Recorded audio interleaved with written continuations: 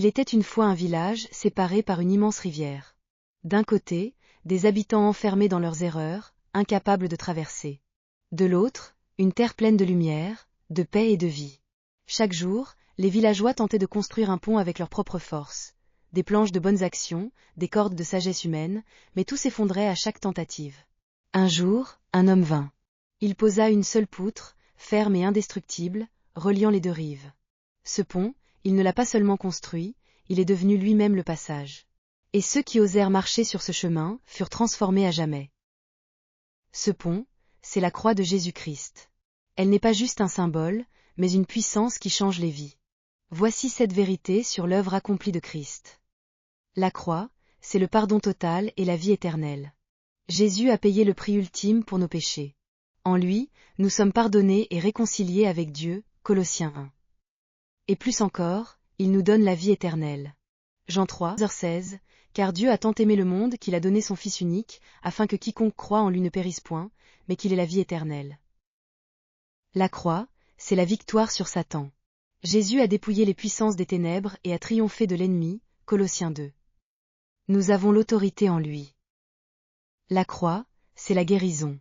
Par ses meurtrissures, nous sommes guéris, Ésaïe 53. Guérison spirituelle, émotionnelle et physique sont en Christ. La croix, c'est la liberté totale. Le péché n'a plus de pouvoir sur nous.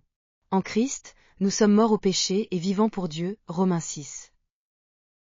La croix, c'est la bénédiction éternelle.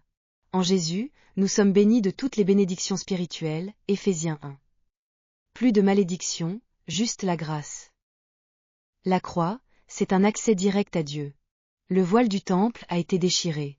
Nous avons libre accès au Père et pouvons vivre en sa présence, Hébreux 10. La croix, c'est une vie nouvelle. Notre vieil homme est crucifié, et maintenant nous vivons par la foi en Jésus, Galates 2. Comment marcher dans cette victoire? La croix ne change pas nos vies par la connaissance seule, mais par une décision personnelle. Pour marcher dans cette victoire, il faut croire en Jésus et confesser sa seigneurie sur ta vie. Romains dit, si tu confesses de ta bouche le Seigneur Jésus, et si tu crois dans ton cœur que Dieu l'a ressuscité des morts, tu seras sauvé. Il ne s'agit pas seulement de savoir que Jésus est mort pour nous, mais de lui donner ta vie personnellement, en mettant toute ta foi dans son œuvre parfaite. Jésus a tout accompli, maintenant à toi de répondre. Si ce message t'a parlé, aime et partage pour que d'autres découvrent la puissance de la croix. Que Dieu te bénisse en abondance et que ta lumière brille pour sa gloire.